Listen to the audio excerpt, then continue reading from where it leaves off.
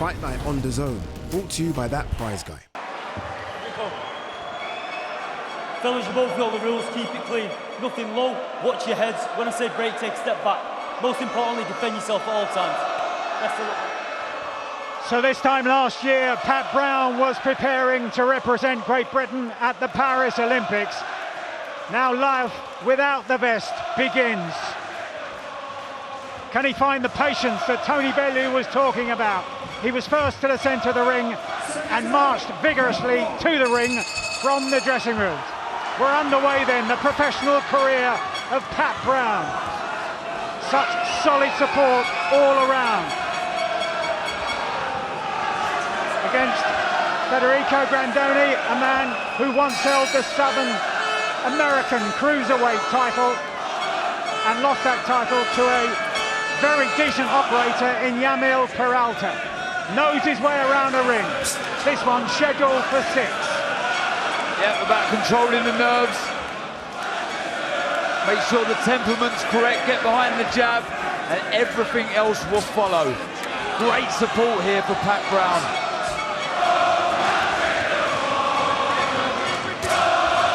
Nice left hook, short shot. Oh, lovely. Round the side of the guard of Grandone and then followed up with a lovely shot to the body.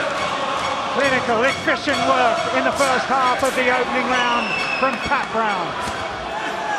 Grandone just having moderate success with his own left hand. Just to say and to send the signal that he's still there.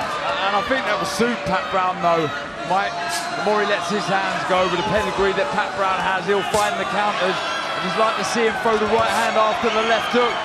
Brown. And I've heard the sparring stories of Pat Bomber Brown, very good at cutting off the ring, very physical, big right hand, right uppercut lands as well. And solid punch resistance from Grandone, but for how much longer?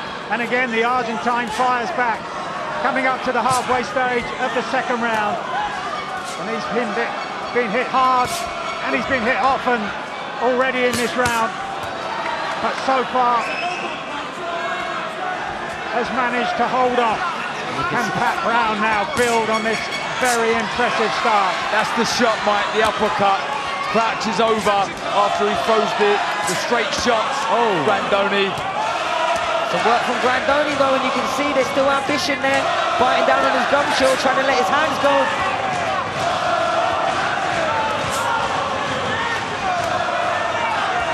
Tremendous atmosphere here for an arena of this size. And Grandone bravely firing back in the closing seconds of the second round. Again, he's been under relentless pressure. He's taken heavy shots to the head and the body, but still standing his ground.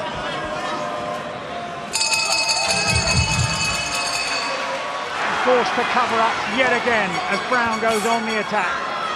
We heard that interview with Jamie Moore beforehand, talking about how sparring partners have been talking about the power. Just a sign from Grandone that this is really now starting to hurt badly. But back comes Grandone! 45 seconds to go, but Grandone here is offering a test in this first professional contest for Pat Brown. Tremendous uppercut from Brown. There's been great variety from the Mancunian here across the first 2.5 rounds. Oh, lovely uppercut lands for Pat Brown. And you see in the background the crowd rising to their feet, sensing here that Pat Brown could be on the verge. But suddenly Grandone fires back once again. Tremendous action here in the third round. And Grandone badly beaten at the end of the round and looking at his corner as if he's wanting some kind of rescue. And Brown again sinks those shots into the body, and Grandone is forced to back off, and the referee will be looking for some kind of response from the Argentine. As Brown now fires in, and this is looking decisive. Sargentson backs off, takes up the count now, does the referee. Grandone in big trouble here. What will the referee decide? Grandone says he's okay to carry on, but for how much longer? The crowd now really rising to Pat Brown's performance, and he finishes it in style. A tremendous performance of clean, clinical, calculated punching from Patrick Brown against a man who's been in with decent opposition in his native Argentina, but was simply a long way second best. And who knows where this journey will go for Pat Brown, but it's been the most impressive opening chapter. Look at the variation at this point now. Grandone, even though he put in a good effort, showed how brave he was. He was just a punch bag, wasn't he, Sonny? Honestly, for Pat, every shot he threw and landed looked like part of a highlight reel today. I generally think every shot was punishing, it was spiteful, it was well placed, it was timed well. I think that was a really, really impressive performance against a strong, tough Argentinian in Grandone. He came to fight and he took some real heavy shots, and he was still throwing back, looking to find a way into the fight. Pat didn't give him a single inch. I think that's where there's merit in this performance, that there was enough there to really make him think and to make him work.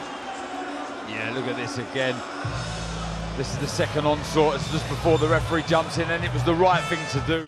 Ladies and gentlemen, referee Darren Sargentson calls a halt to this contest.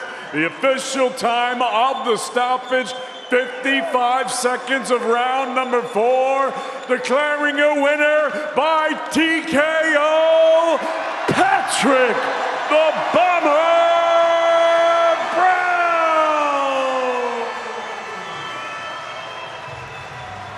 Well, the venues will get bigger, the opponents will get more testing, and it will get noisier, that's for sure. Yeah, great atmosphere. This is what I do it for.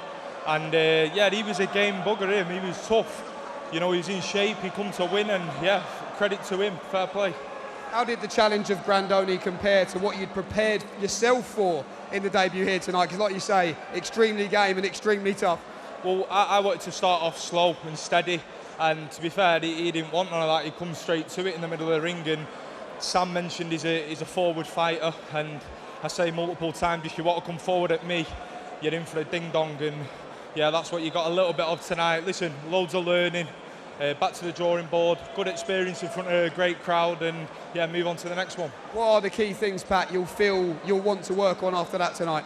Probably just coming out of some exchanges. I had my hands down a little bit, and this is the first time I've ever had these gloves on. I've never put 10-ounce gloves on, I've never defended in 10-ounce gloves. I only ever train in 16-ounce and fighting 12-ounce in the amateurs, so yeah, I loved it tonight with these.